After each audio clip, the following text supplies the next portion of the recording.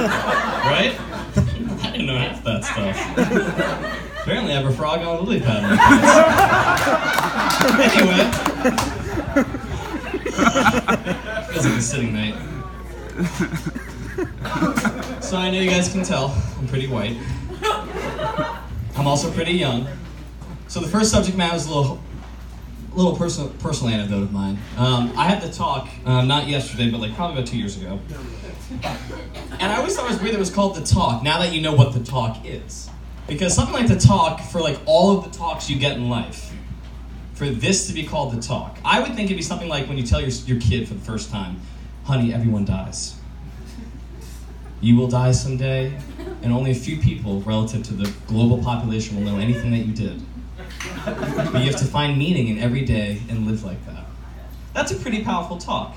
Nah, it's just fucking. That's all it was. I thought it was gonna be, so my parents were like, I'm gonna talk next week. I was like, the fucking talk. I don't know if I'm ready for this.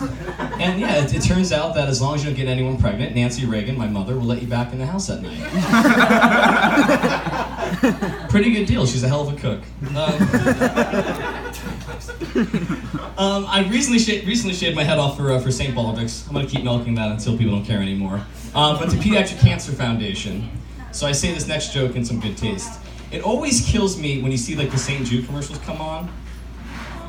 Well, it's going to get a little darker, don't worry. But for me, I have to think to myself, that definitely wasn't the first kid they tried out for that role, you know? They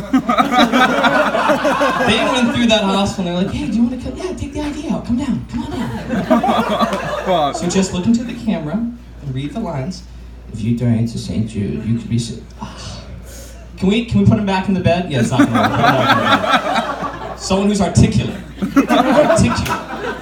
Jesus fuck.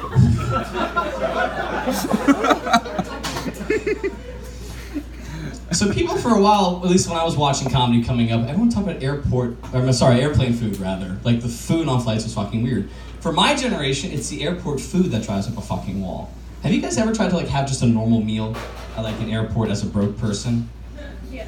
It's like impossible. Entrees start at like $15, which is already 10 more than I had in my pocket.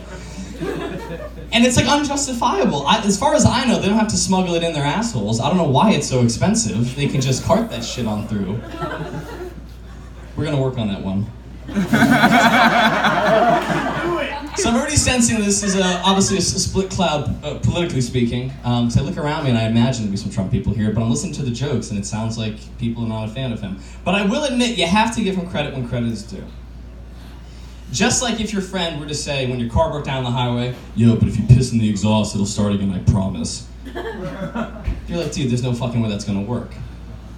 So I'm sure everyone heard the news about North and South Korea.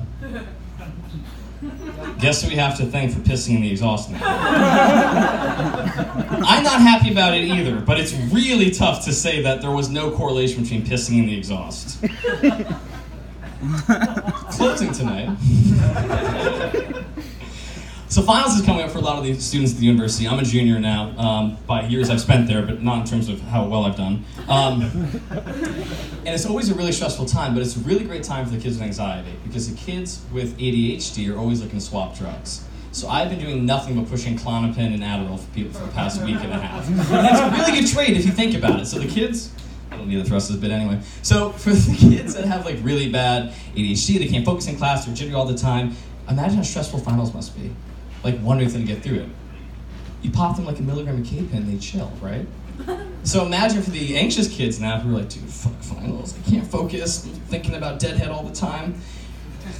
Not personally, that's just what I assume people think I think about, but anyway. Oh, but I have Adderall. So I found this really good ratio where you can get around 2 pills for 1 pill. And at this point, I was thinking about switching my major from global supply chain over to some pharmaceutical stuff. Because I think that that's where the money for this market is really going to be lying for me. Is trying to tap into what CVS has already gotten so good at, and that's pushing pills to those who can't say no. And I can't say no. I know I have more time, but that's all the things I have to say to you tonight. So thank you everyone for being so warm and welcoming.